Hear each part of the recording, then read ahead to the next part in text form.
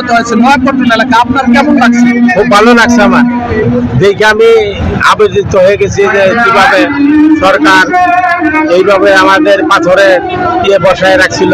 আমরা এই বিগত সরকার, আমরা খুবই আনন্দিত, খুবই আমরা ডিসেম্বরের মধ্যে আমরা নির্বাচিত চাই, নির্বাচন চাই আমরা, যে না হয় তাহলে আমরা যেভাবেই হোক আমরা এটা রাস্তায় থেকে রাজপথে থেকে আমরা মোকাবেলা দাবি আদায় করে নিব আমাদের দাবি।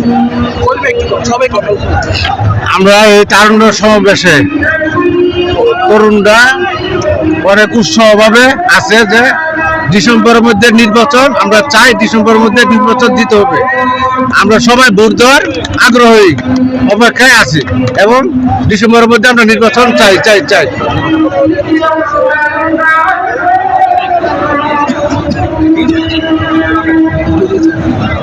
31 দফা নিয়ে আসলে তরুণদেরকে বিভিন্ন বার্তা দেওয়া হয়েছে, সেটা মানে কি বলবেন? 31 দফায় তরুণদেরকে যে বিভিন্ন বার্তা দেওয়া হয়েছে, আজকে তারুণ্যর সমাবেশই প্রমাণ করে যে তরুণরা কত অধীর আগ্রহী ছিল। তারা দীর্ঘদিন যাবত, যারা বিশেষ করে যাদের বয়স 20 বছর 22 বছর, তারা যারা নতুন ভোটার হয়েছে, তারা দীর্ঘ অপেক্ষায় ছিল এদেশে একটা গণতান্ত্রিক পদ্ধতিতে ভোট হবে, একটা ছাত্র আন্দোলনের মাধ্যমে এদেশের জনগোষ্ঠীর সকল শ্রেণী পেশার মানুষের ঐক্যবদ্ধতার মাধ্যমে যে বিপ্লব ঘটছে, যে বিপ্লবের মাধ্যমে একটা সরকার আসছে।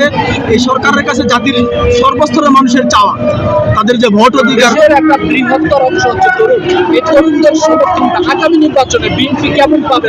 ইনশাআল্লাহ আমরা সর্বোচ্চ আশাবাদী, কারণ বিএনপি সবসময় দেশের জনগণের পক্ষে ছিল।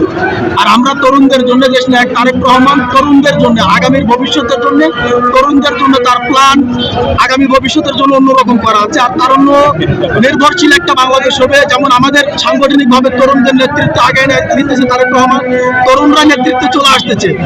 আর এই তারুণ্যর সমাবেশই প্রমাণ করে, আজকে শহরে ঢাকা শহরের অবস্থা দেখলে বোঝা যায় তারুণ্য সমাবেশের লোকের সমাগম কেমন হয়েছে। আজকে এই তারুণ্যকে নিয়ে জাতির প্রত্যাশা হচ্ছে, আমাদের দেশনায়ক তারেক রহমান যা চাচ্ছেন সেটা হচ্ছে এই তরুণ সমাজ ভবিষ্যতের জন্য এমনভাবে গড়ে উঠুক যাতে তারা এই দেশকে নেতৃত্ব দিতে পারে, এই দেশের হাল ধরতে পারে। সেভাবেই এই তরুণ প্রজন্মকে যাতে গড়ে তোলা যায় রাজনৈতিকভাবে, সামাজিকভাবে, শিক্ষার দিক থেকে, এইভাবেই গড়ে তোলার প্রত্যাশা নিয়েই আমাদের দেশনায়ক তারেক রহমান কাজ করে যাচ্ছেন, ভবিষ্যতেও করবেন ইনশাআল্লাহ। এবং আমরা সবাই আশাবাদী যে আমাদের তারেক রহমানের নেতৃত্বে এই দেশটা, দেশের তরুণ সমাজ, যুব সমাজ সেভাবেই গড়ে উঠবে ইনশাআল্লাহ।